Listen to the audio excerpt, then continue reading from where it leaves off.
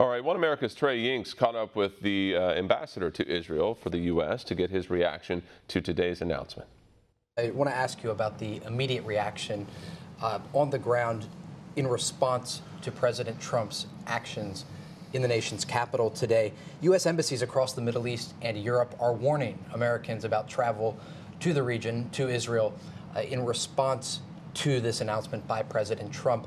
Are you concerned about an uptick in violence in the region following this announcement? Well, look, we're always concerned. We're concerned for the safety of our citizens and our troops, and also your citizens and your troops. But I would love to tell you that the Middle East was calm and stable before the president gave his speech. But anyone who's actually paying attention to what's happening in the region will look at the meltdown that you have in Iraq, in Syria, the problems in Lebanon, the problem in Libya, the problems in Yemen, and just about anywhere else in the region. So if someone can say, oh, there's a very stable and safe Middle East, and all of a sudden the president of the United States recognizes Jerusalem as Israel's capital, which has been the capital of our people for 3,000 years and the capital of our state for 70 years, this will set off all this violence. There are always reasons, there's 100 reasons why the enemies of the United States and the enemies of Israel want to attack you. Is this number 101? I don't know. Our security forces are prepared. We have to deal with that reality. We hope that the leaders of the region will respond to President Trump's call to do everything they can to lower the flames. Understand, these leaders have responsibility.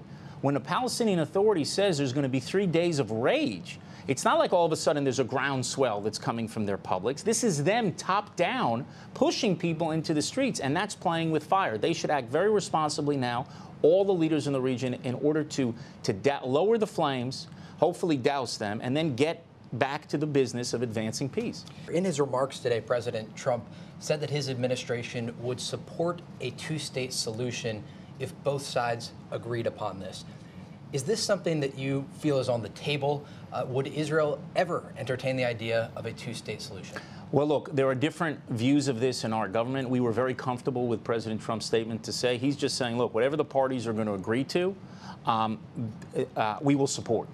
And he said, I'm not going to prejudge any of those final status negotiations issue, whether it's Jerusalem, whether it's borders, whether it's security, whether it's refugees, all the other issues. You guys work together to a deal. And we look forward to the opportunity to sit down with the Palestinians and work out an arrangement. And, you know, for us, the question of a Palestinian state, and the Prime Minister has said this many times, what are we talking about? Are we talking about Costa Rica? Or are we talking about another Iran in the heart of the country that can endanger Israel? Our concern is that Palestinians should have all the rights to govern themselves, but none of the powers that could endanger the security of the State of Israel. And we hope to start those negotiations soon.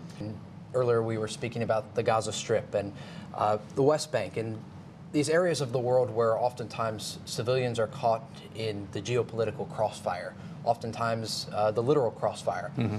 What role can Israel play moving forward to protect civilians, not only in Israel, but in the West, in parts of the West Bank that Palestinians consider their territory, and also in Yemen and across the Middle East?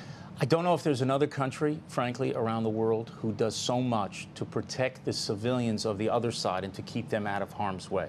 The lengths that we go when we're being attacked from certain areas, and sometimes they will fire, you know, rockets from hospitals and from schools, and they will use their civilians essentially as human shields, the Palestinians do, and therefore commit a double war crime because they're both targeting our civilians with their rockets and missiles and also putting their own civilians in harm's way. And we take such great care to prevent civilian casualties on the other side. And when it comes to the region in Syria, we've treated a couple of thousand of Syrians who have come bleeding, many of them near death, to our fences in search of medical care.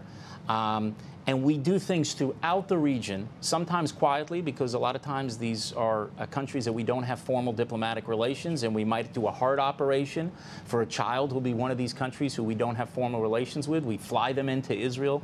They're treated at a hospital. Really, their lives are saved, and then they're back.